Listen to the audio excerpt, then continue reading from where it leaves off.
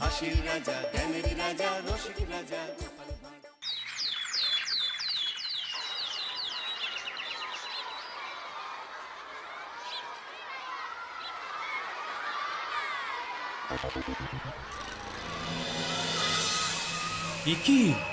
কি বিশৃঙ্খল অবস্থা!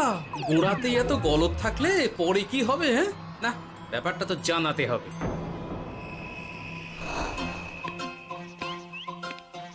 এই তো মহারাজের প্রিয় গোপালও চলে এসেছে। তাহলে এবার সভা শুরু করা যাক মহারাজ। সে আপনি যাই বলুন না কেন মন্ত্রী মশাই, আজ আমার আপনার সাথে ঝগড়া করার কোনো ইচ্ছেই নেই। কেন গোপাল, কি হয়েছে তোমার? কি আর বলি মহারাজ, কৃষ্ণনগরের ভবিষ্যৎ দেখে আমি তো ভাষাই হারিয়ে ফেলেছি। বলো কি, কৃষ্ণনগরের ভবিষ্যৎ? তা শুনি খুব ভালো কিছু নিশ্চয়ই। এতে আর শোনার কি আছে মহারাজ, অবশ্যই ভালো হবে। সে কথা তো আমি একবারও বলিনি মন্ত্রী মশাই। আহা গোপাল, ভনিতা না করে বলি ফেলো না দেখি, কি এমন দেখেছো কৃষ্ণনগরের ভবিষ্যৎ?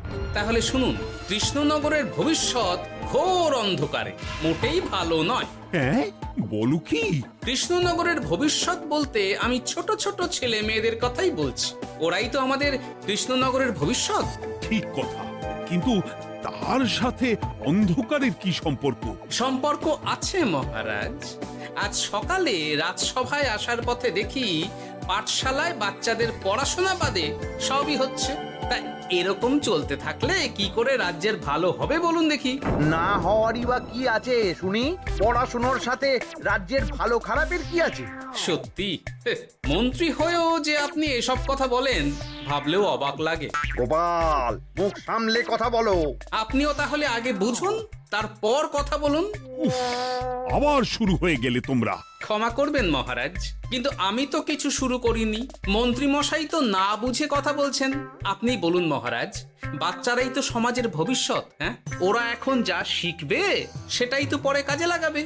ঠিক, শিক্ষার গুরুত্ব অনেক, তাকে এত অবহেলা করলে তো চলবে না। সেটাই তো মহারাজ, একে তো সকলে পাঠশালায় আসে না, তার উপর যে কয়জন আসে তাদের মধ্যেও কেউ খেলে বেড়ায়, কেউ ঘুরে বেড়ায়, এসব হয়। বুঝলাম, কিন্তু রাজপণ্ডিত কিছু বলে না। কি করে বলবেন মহারাজ, উনি তো নিজেই ঘুমে ঢুলতে থাকেন। কি? আমি কালই রাজপণ্ডিতের সাথে এই ব্যাপারে কথা বলবো। কিন্তু শুধু রাজপণ্ডিতের সাথে কথা বললেই হবে না মহারাজ, তার সাথে এমন কিছু করতে হবে যাতে ছেলেপুলেরা রোজ পাঠশালায় খুশি মনে এসে পড়াশোনা করে। তার জন্য কি করা যায় বলো তো? আর তোমার কাছে কি কোনো উপায় আছে? থাকলে তো আগেই বলে দিত, এত সময় ধরে অভিযোগ করে যেত নাকি? আচ্ছা, আপনার কাছে কি কোনো উপায় আছে মন্ত্রী মশাই? মানে এখন নেই, ভাবতে হবে। তাহলে একটু চুপ করে থাকুন। ছাড়ো না গোপাল, তুমি বলো। আমি বলছিলাম, ওই বাচ্চাদের পাঠশালার প্রতি আগ্রহ আনার জন্য যদি একবেলা ভাত, ডাল, দুধ, ডিম ইত্যাদি খাওয়ানো যায় তাহলে সেটা কার্যকর হবে বলে মনে হয়। অসম্ভব! রাজ্যের কত খরচ বেড়ে যাবে জানো? তুমি থামো তো মন্ত্রী, সব সময় খালি উল্টো কথা বলা। আমি একদম একমত গোপালের সাথে। কৃষ্ণনগরের উন্নতির জন্য আমি সব করতে রাজি।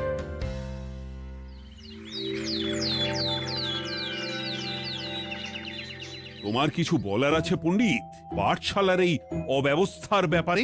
আজ্ঞে মহারাজ, অনেক ভোরে উঠি তো, তাই একটু চোখ লেগে যায় আর কি। চোখ লাগারও আর সময় পেল না তোমার? পড়ানোর সময়ই চোখটা লাগতে হলো। যাই হোক, যা হওয়ার হয়ে গেছে, আর যেন এমন না হয় সেটা কিন্তু মাথায় রেখো।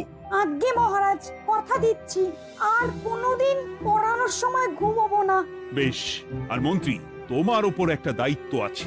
বলুন মহারাজ। তুমি পাঠশালাতে পড়াশোনা শুরু করতে পারবে এমন বয়সী সকল বাচ্চাদের মোট সংখ্যাটা জেনে কোনো দোকানদারের কাছে গিয়ে সেই পরিমাণ শস্যপাতি আর ডিমের বায়না দিয়ে আসবে। আর হ্যাঁ, একজন ভালো রান্নার ঠাকুর জোগাড় করো। যথাজ্ঞা।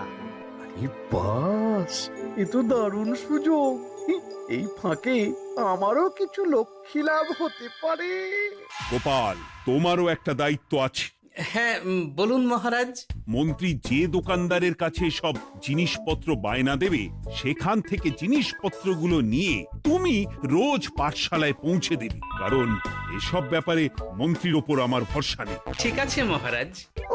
মহারাজের বেশি বেশি বলে কিনা আমার ওপর ভরসা নেই। সব জোগাড় করব আমি, আর শেষ বাজিটা মারবে গোপাল। আরে না, ভালোই হলো। আমি যদি কিছু করিও তবু দোষ পড়বে গোপালেরই উপর। কি ব্যাপার, মন্ত্রী মশাই কিছু বললো না এটা শুনে? কি ভাবছে এত? ঠিকই বলেছেন মহারাজ, এসব কাজ গোপালই ভালো করতে পারবে। বাবা, ওভাবে কেন বলছো গোপাল? আমিও তো চাই কৃষ্ণনগরের ভালো হোক। বেশ, ভালো হলেই ভালো। শোনো ঠাকুর, তাহলে ওই কথাই রইলো। দেখো যেন কোনো ভুলচুক না হয়। ঠিকঠাক কাজ করলে ভালো বকশিস পাবে, কেমন? হ্যাঁ হুকুম, কোনো ভুল হবে না। পাথর ভেঙে এক বস্তা কাঁকর আমি তৈরি করেই এনেছি, আর অর্ধেক দুধে অর্ধেক জল মেশানো আর ডিম সরানো, এই তো সব হয়ে যাবে। হ্যাঁ, তবে দেখো গোপাল যেন এর টের না পায়। না না হুকুম, তু গোপাল কেন, কাক পক্ষীও টের পাবে না।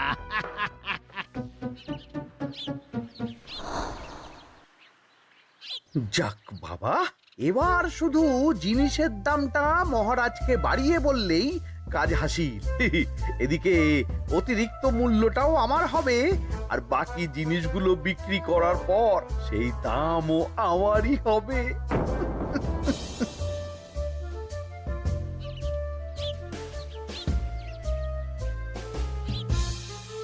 ওরে, কোথায় যাচ্ছিস সব তোরা? কাল থেকে অবশ্যই সব পাঠশালায় যাস, কিন্তু বন্ধুদেরও বলিস যেতে। ভাত, ডিম, দুধ, আরো কত কি ভালো ভালো সব খাবার দেওয়া হবে রে। তাই ডিমও দেবে? হ্যাঁ রে, মহারাজ এই নতুন নিয়ম করেছেন। আমি নিজে গিয়ে জিনিসপত্র দিয়ে আসবো। কি মজা, আমি তো তাহলে রাত যাব পাঠশালা। আমিও যাব। বেশ দারুণ ব্যাপার হলো তো, এবার তো রোজ পাঠশালা যেতেই হবে। আচ্ছা বেশ, এবার চলি তাহলে।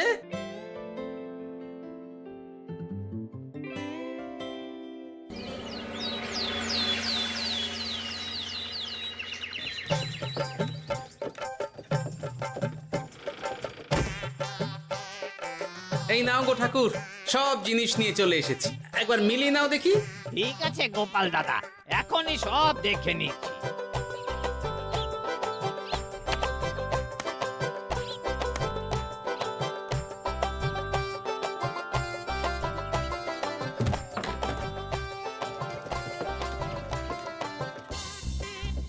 যাক বাবা, গোপাল দাদা গেছে।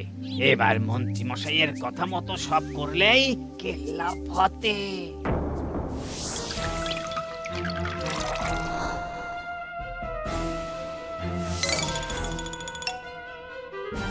কই গো ঠাকুর?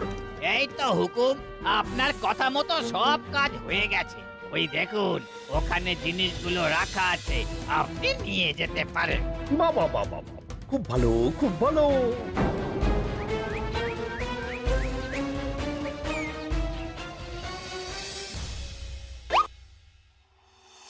ও কি, অর্ধেক ডিম দিলে যে, বাকিটা কোথায়? কিসের বাকি? ডিমটা অমনি দেখতে। বললেই হলো, ডিম কখনো অর্ধেক হয়? বাকিটা কোথায় বলো, নইলে কিন্তু। আরে বাবা, তুমি ডিম খেতে খুব ভালোবাসো বুঝি? হ্যাঁ তো।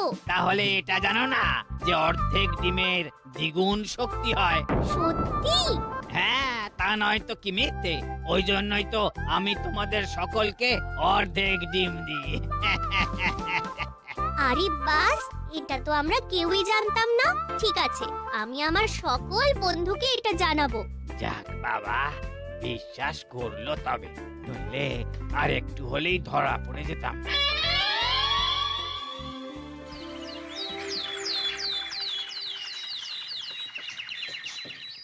আরে, রান্নার ঠাকুর কারোর সাথে কথা বলছে মনে হচ্ছে। পেছন থেকে দেখে তো মন্ত্রী মশাই বলে মনে হচ্ছে। একটু কাছে গিয়ে দেখি তো কি ব্যাপার?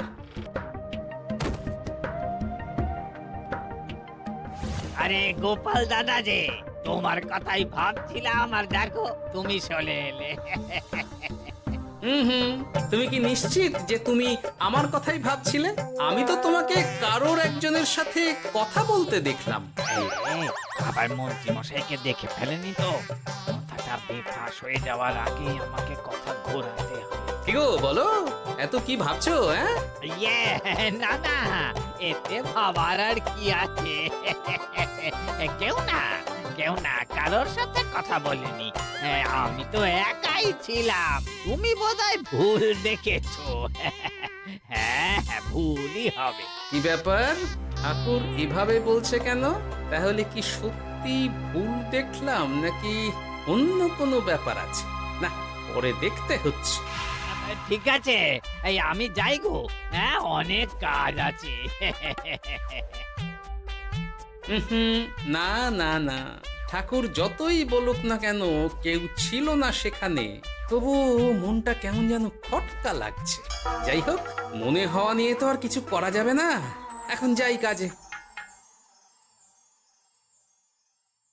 তা মন্ত্রী, পাঠশালায় রোজ ভালো মানের আনাজপাতি যাচ্ছে তো? আগে হ্যাঁ মহারাজ, আমি তো ভালো মানেরই সব চাল ডালের বায়না দিয়েছি। কথা মতো তো সেগুলোই পাঠানোর কথা। তবে বাকিটা গোপাল জানে। মানে গোপাল জানে মানে ঠিক কি বলতে চাইছেন আপনি মন্ত্রী মশাই? না মানে জিনিসগুলো সব নিয়ে তো তুমিই যাও, তাই আর কি। সেটাও করতে হচ্ছে, কারণ মহারাজ আপনার উপর ভরসা করতে পারেন না। গোপাল, ঠিক আছে, আমি বুঝতে পেরেছি। মন্ত্রী, সপ্তাহে সপ্তাহে জিনিসের দাম মিটিয়ে দিচ্ছ তো? হ্যাঁ, আগের সপ্তাহের দাম মিটিয়ে দিয়েছি, কিন্তু পরেরটা বাকি। আর মহারাজ, বলছিলাম কি, পরের মাস থেকে জিনিসের দাম একটু বাড়তে পারে। কি হলো? মন্ত্রী মশাইয়ের এই ব্যাপারটা কেমন যেন লাগলো না, চোখে চোখে রাখতেই হবে।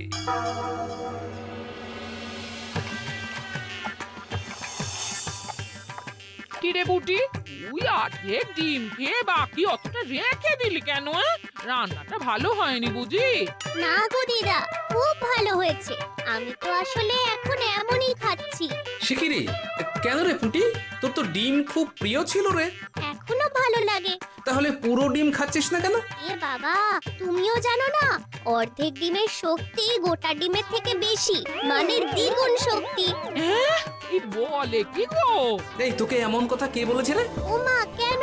পাঠশালার রান্নার ঠাকুর আমাদের তো রোজ অর্ধেক ডিমই দেয়। ওই জন্য আমি একদিন জিজ্ঞেস করেছিলাম, তখন বলল অর্ধেক ডিমের দ্বিগুণ শক্তি হয়। বলিস কি রে? এতদিন ধরে এসব চলছে?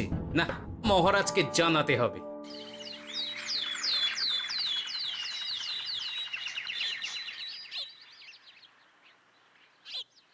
আরে গোপাল এত সকাল সকাল রাজবাড়ির দিকে যাচ্ছে কেন? গিয়ে আড়াল থেকে দেখি তো।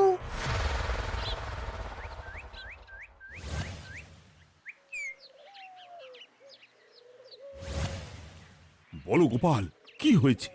হঠাৎ কেন এভাবে একা দেখা করার কথা বললি? আসলে মহারাজ, আমি চাই না এই ব্যাপারটা মন্ত্রী মশাই জানুক, তাই একান্তে আপনার সাথে কথা বলতে চাই। কেন, কি হয়েছে? সব খুলে বলো। তাহলে শুনুন মহারাজ।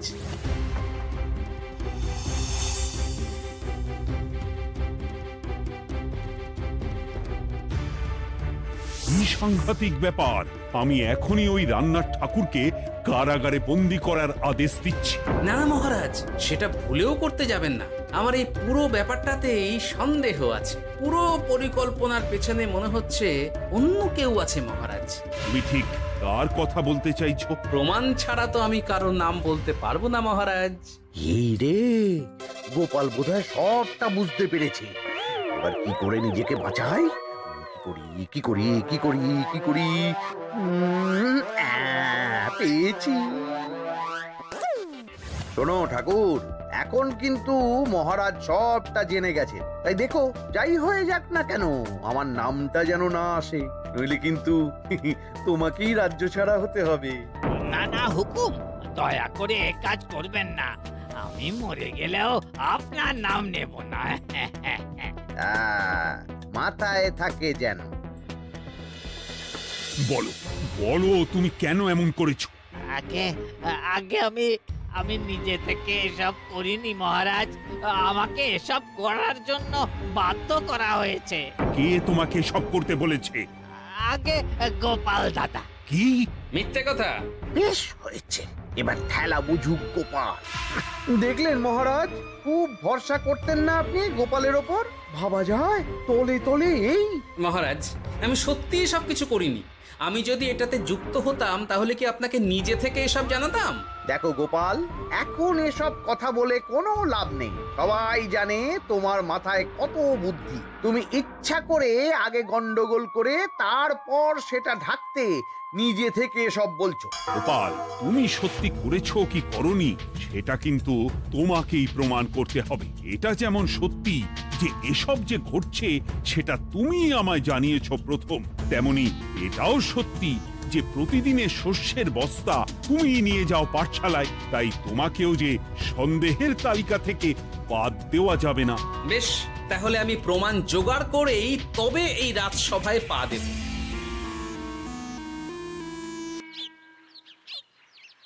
আজকের পরে আমি আরো নিশ্চিত যে এসবের পিছনে মন্ত্রীমশাই যুক্ত আছে। এবার শুধু ওনাকে হাতে নাতে ধরার ব্যবস্থা করতে হবে। ও কি দাদু, তুমি এই সময় বাড়ি ফিরছো? হ্যাঁ রে, তোর দাদুকে আর চোরের অপবাদ দিয়েছে, তাই প্রমাণ জোগাড় না করে আমি রাজসভায় যাব না। কি বললি? তোমাকে কে চোরের অপবাদ দিয়েছে? কে আবার? ওই মন্ত্রী। কিন্তু আমার সন্দেহ হচ্ছে যে আসল চোর ওই মন্ত্রী। বাস, তাহলে আর চিন্তা কি? আমরা আছি তো, মন্ত্রীর ওপর নজর রেখে তোমাকে সব খবর দিয়ে যাব। হ্যাঁ দাদু, আমারও অনেক রাগ হয়েছে। এতদিন মিথ্যে বলে আমাদের অর্ধেক ডিম খাইয়েছে। আমি এটা কিছুতেই মানতে পারছি না। এবার সত্যিটা সবার সামনে আসবেই।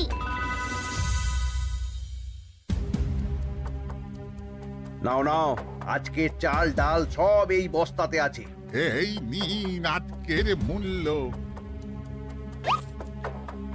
দেখো, অর্থটা কিন্তু বড় কথা নয়। তোমার যে রোজ বিক্রি বাট্টা বেড়ে গেছে, আর তার জন্যই তোমার তো আমাকে মিষ্টি খাওয়ানো উচিত।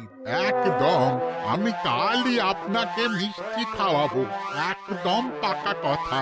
তাহলে আজ চলি, কাল দেখা হবে। দেখলি মন্ত্রী মশাই কি বদমাইশ। চল এখনই গিয়ে গোপাল দাদুকে সব বলি।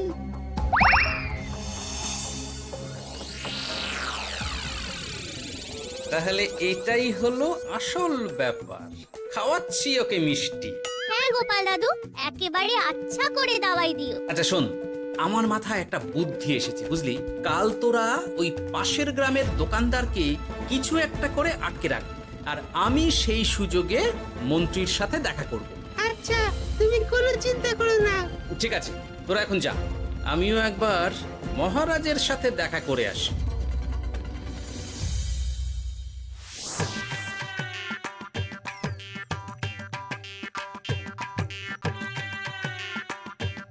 আসতে পারি মহারাজ? আরে গোপাল যে, এসো এসো। মহারাজ, কথা মতো আমি প্রমাণ জোগাড় করে ফেলেছি, কিন্তু সেটা দেখার জন্য আপনাকে কাল আমার সাথে একটা জায়গায় যেতে হবে। বেশ, আমি যাবো।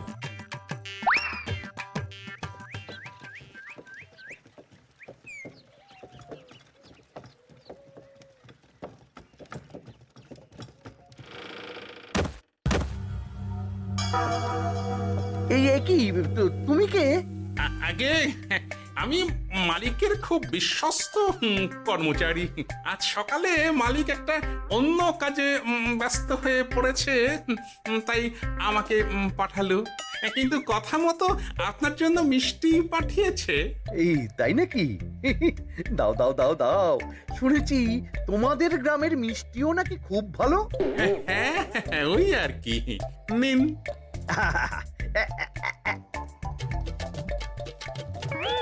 এই, ওরে বাবারে, ওরে বাবারে, মরে গেলাম রে, বাঁচাও। কেমন চলে গেল, লাগছে চলে গেল। মন্ত্রী মশাই? গোপাল, তুমি? তোমায় আমি ছাড়বো না।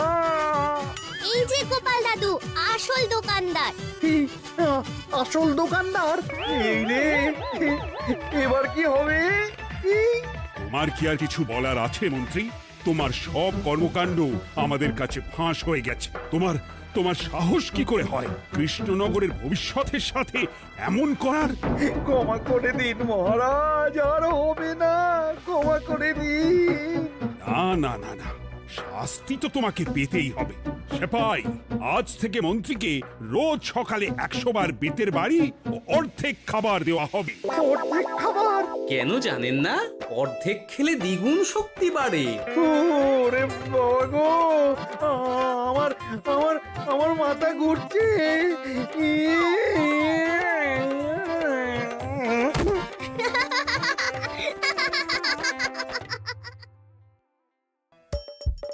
হাসির রাজা জ্ঞানের রাজা রসিক রাজা